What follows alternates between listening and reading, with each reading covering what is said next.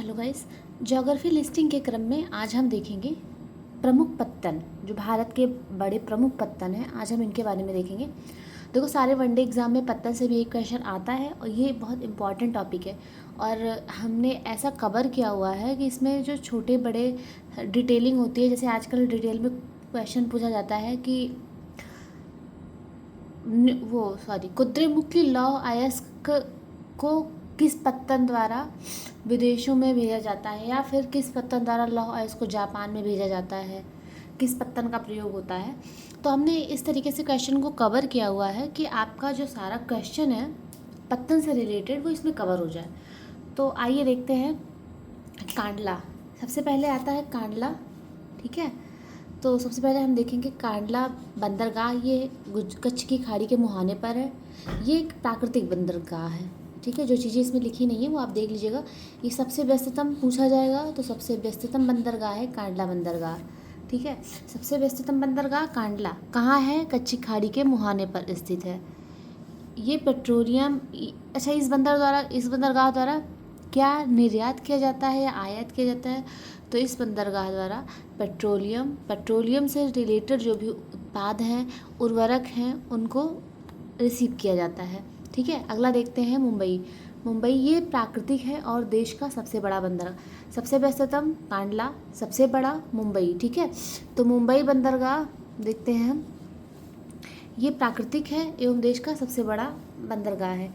ये जितने मध्य पूर्व से व्यापार होते हैं, भूमध्य सागर देशों से व्यापार होते हैं, उत्तरी अफ्रीका, उत्तरी अमेरिका, यूरोप, मतलब ये इंडिया का सबसे बड़ा बंदरगाह है। और जितने भी विदेशी व्यापार होते हैं सब मुंबई बंदरगाह द्वारा होते हैं। इसकी लंबाई कितनी है? ये 20 किलोमीटर लंबा है, 6 से 10 किलोमीटर चौड़ा है। और इसमें 54 गोदियाँ मतलब जानते हैं, जहाँ पे जहाज़ को खड़ा करने के लिए जो जगह बनाई जाती है उसको गोदियाँ बोला जाता है।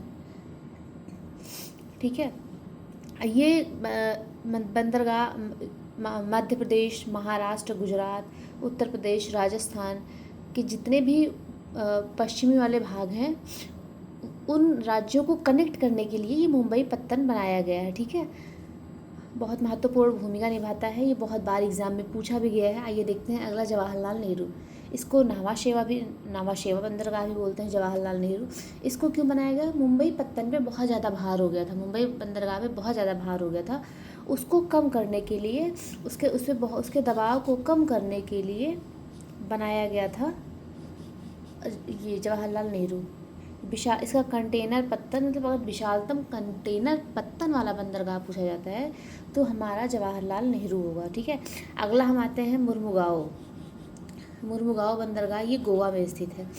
अगर हम, ये प्राकृतिक बंदरगाह है। ठीक है, कोंकण रेलवे इसके पास से होके जाती है। और अगर एक चीज़ पूछ ली जाए, सबसे ज़्यादा पर्यटन के लिए जो उपयोग में आता है बंदरगाह वो है मुर्मुगाओ।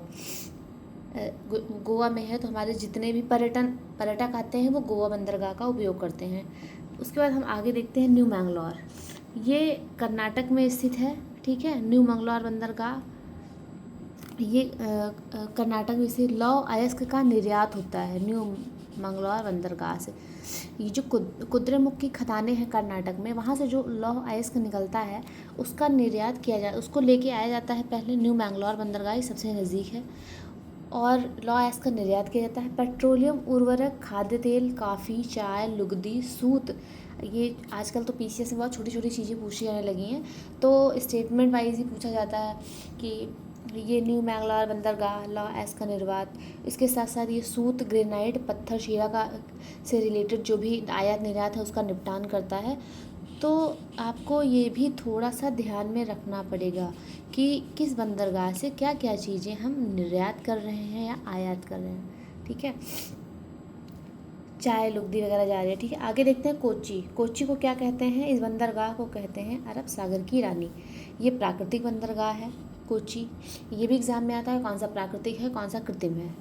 तो इस पत्तन को स्वेज कोलंबो मार्ग के पास होने का लाभ मिला है। समृद्ध राज्य जो केरल, कर्नाटक और पश्चिमी तमिलनाडु, इनसे जो चीज़ें आयात निर्यात के लिए जाती हैं वो ये लोग कोच्चि बंदरगाह का उपयोग करते हैं। ठीक है, कोच्चि के बाद हम आते हैं, अगला पत्तन है हमारा कोलकाता। कोलकाता पत्तन कहाँ है? ये हुगली नदी पे स्थित है, ठीक है। ये हुगली नदी पर है कोलकाता पत्तन, देख लीजिएगा, नदी पर, हुगली नदी पर। अंग्रेजों द्वारा इसका विकास कराया गया था।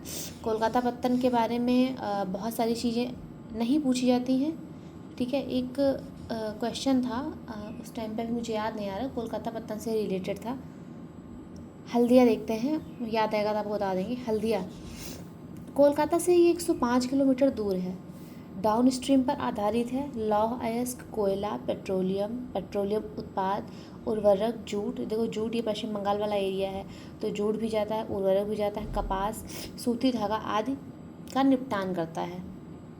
उसके बाद हम आते हैं अगले बंदरगाह पर। अगला बंदरगाह है हमारा पारादीप। पारादीप बंदरगाह कहाँ पे स्थित है? ये उड़ीसा में है, महानदी के डेल्टा पर, ठीक है। गोदी ये सबसे गहरा लौह, ये मतलब पारादीप बंदरगाह, इसका जो गोदी है वो सबसे गहरी है, ठीक है।